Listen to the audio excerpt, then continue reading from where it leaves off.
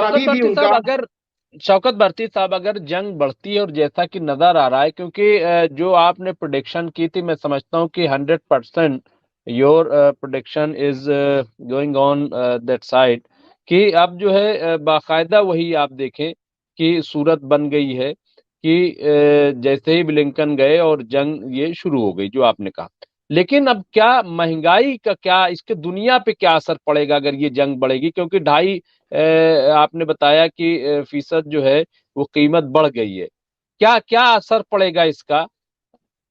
बहुत बहुत बुरा असर पड़ेगा, बहुत बुरा असर पड़ेगा। यही वजह है कि चाइना ने, यानी चाइना ने अपने शिप भेजना बंद कर दिए थे रेड सी से, जो जाते थे। चाइना भी ये चाहता था कि भाई जंग ना बढ़े, किसी तरह से थोड़ा बहुत हमको लॉस हो जाए, ठीक है। और उसने जो क्या नाम है, वो इसराइल को बाकायदा तौर के ऊपर जो सप्लाई लाइन थी। देखिए, चाइना एक छोटा मोटा मुल्क नहीं था, बहुत बड़ा मुल्क था। लेकिन उसूलों के बाद जो है, उसने क्या किया कि इसराइल को जो उनके शिप्स जाया करते थे उसको रोक दिया, एक बड़े लॉस को बर्दाश्त किया। बहुत से लोगों ने इस लॉस को इसलिए बर्दाश्त किया कि किसी तरह से ब्लिंकन आएंगे और ब्लिंकन आने के बाद जो है इस बार इस जंग को यहां पे रुकवा देंगे। और जब रुक जाएंगे तो रेड सी का भी रास्ता खुल जाएगा, दुनिया को ज्यादा प्रॉब्लम। अब सबको समझ में आने लगा होगा कि किस तरह से क्या नाम है, चीजों के दाम बढ़ रहे हैं और कितनी प्रॉब्लम्स आ रही हैं। और वो उधर के तरफ जो है बाकायदा तौर के ऊपर पायरेट्स ने कुछ जहाजों को वो किया। और ये भी न्यूज आई कि जो भाड़े के सैनिकों को लेने के बाद जो है उनसे जो है यूएई जो है ड्रोन से हमला करवा के उस पे क्या नाम है, उसका नाम डलवाना चाहता है, क्या नाम है, यमन का। ये भी बातचीत हुई। ये भी सामने आ गया कि बाकायदा तौर के ऊपर ओमान ने एक बहुत बड़ा शिपमेंट पकड़ा था, जिसके अंदर जो है वो ड्रोन्स थे। वो ड्रोन्स उन्हीं लोगों को सप्लाई किए जा रहे थे। ये भी बात सामने आई कि यमन के अंदर अलकायदा ने बाकायदा तौर के ऊपर अटैक शुरू करके जो है 6-7 लोगों को मार दिया। ये भी आपको समझ में आ गया कि आईएसएस के जरिए ईरान के अंदर, यानी इन्होंने अपनी प्रॉक्सीज जो है पूरी एक्टिव कर रखी थी बाकायदा तौर के ऊपर। तो ये सारी चीजें आ रही थी, लेकिन कोशिश ये की जा रही थी रशिया की तरफ से भी, चाइना की तरफ से भी, ईरान की तरफ से भी, कि किसी तरह से जंग बंद हो जाए। और बहुत वो थी कि इस बार ब्लिंकन आएंगे तो जंग बंद हो जाएगी, कैप्टिव्स रिलीज हो जाएंगे, मामला को सबसाइड हो जाएगा, ठीक है, टू नेशन थ्योरी पर बातचीत हो जाएगी। वो टू नेशन थ्योरी को मानने के लिए तैयार ही नहीं है। असल मामला है कि फिलिस्तीन को उनकी जमीन देने के लिए इजराइल तैयार ही नहीं है। और जो बेंजामिन नेतन्याहू ने कहा था कि हमने अपनी धार्मिक ग्रंथ में ये देखा है और उसके हिसाब से अब वो वक्त आ गया है कि हम गजा पे कब्जा कर लेंगे, हमारा मसाया आ जाएगा।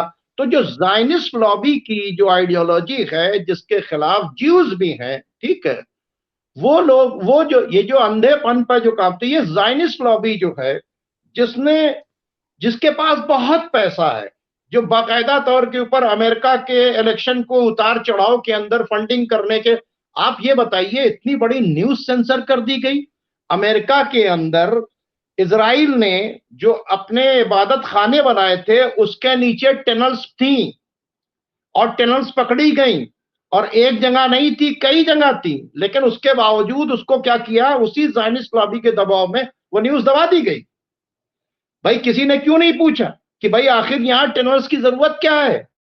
अमेरिका के अंदर, न्यूयॉर्क के अंदर, बहुत से शहरों के अंदर बाकायदा तौर के ऊपर।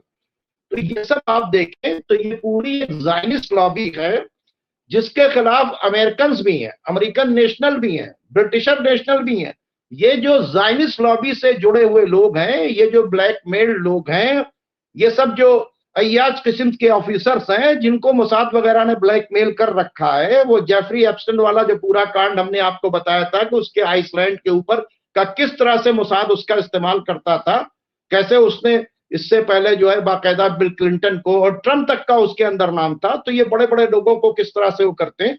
ये एक जायनिस्ट लॉबी है, जो सिर्फ जिसका मकसद ये है दुनिया की बर्बादी, जंग, कत्ल, गारतगरी। ये सब छुपे हुए थे यूनाइटेड नेशन के अंदर, ह्यूमन राइट्स के अंदर, जितने भी तमाम ऑर्गेनाइजेशन के अंदर छुपे हुए थे, ये खुल गए। जब वही ऑर्गेनाइजेशन इनके खिलाफ हो गई तो फिर एंटोनी गुटरेस से इस्तीफा मांगा जाने लगा और इसको कहा गया इंटरनेशनल कोर्ट ऑफ जस्टिस के ऊपर भी क्या नाम है भरोसा नहीं किया जा रहा, और जो केस लेके चला गया है उसको हमास का साथी और टेररिस्ट का साथी और ये सब बताया जा रहा है।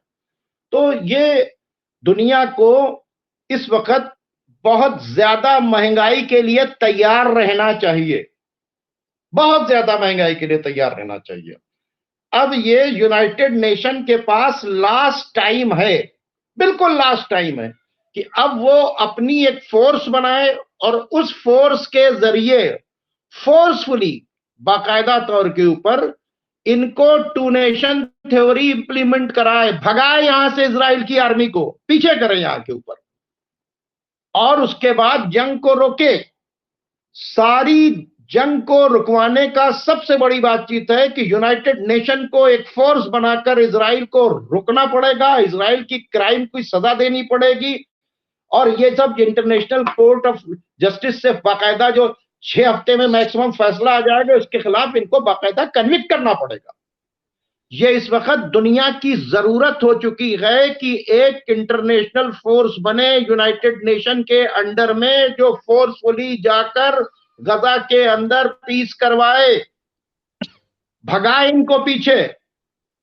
जो 1967 का जो ओस्लो अकॉर्ड है उसके ऊपर इंप्लीमेंट कराए, पीछे करें इनको, भगाए इनको, नहीं तो ये पूरी दुनिया को जला देंगे, पूरी दुनिया को महंगाई क्या। अमेरिका और ब्रिटेन से कुछ नहीं होगा, अमेरिका और ब्रिटेन और इजराइल तीनों एक ही हैं, इनको अलग अलग जो समझ रहा है वो गलत समझ रहा है। मैं पहले दिन से कह रहा हूं, मैंने मेरी जितनी भी बातें हैं, मैं सबसे ज्यादा जो है बाइडेन, ये क्या नाम है, बेंजामिन नेतन्याहू से ज्यादा बाइडेन को कसूरवार मानता हूं, और मैं बार बार कहता हूं इसके पीछे ब्रिटेन बैठा हुआ है, मैं यूके को भी नहीं बचता। तो ये जो सारी चीजें हैं, अब दुनिया को फैसला लेना पड़ेगा, वरना ये जंग बढ़ जाएगी, और जैसे ही गजा की पीस हो जाएगी अपने आप रेड सी में सारी चीजें नॉर्मल हो जाएंगी। ये सब कुछ इसलिए हो रहा है कि दुनिया तमाशाई बनी हुई है, बयानबाजी दे रही है, और इजराइल को, ब्रिटेन को, अमेरिका को नंगा नाच करने का पूरा खुला हुआ लाइसेंस दे रखा है। छोटे मोटे मुल्क तो बोलते ही नहीं है, वो खुद ही फंसे हुए हैं, किसी के कर्जे में फंसे हुए हैं, कोई अमेरिका से डरता है तो जाहिर सी बात है, अमेरिका बहुत से कंट्रीज को अपने जेब के अंदर रखे हुआ है, कुछ को ब्रिटेन रखे हुआ है।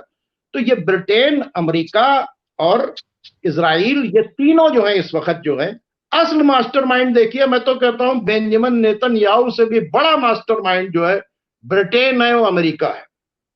ये लोग जो है, यूके और यूएस जो है, ये पूरी दुनिया के लिए सबसे ज्यादा खतरनाक है। दुनिया के अमन के लिए सबसे बड़ा खतरा जो है यूके और यूएस है, जिसका ये पपेट है, कौन, क्या नाम है, ये बेंजामिन नेतन्याहू जो ये काम कर रहा है, और ये दुनिया को एक महंगाई के अंदर भेज रहा है।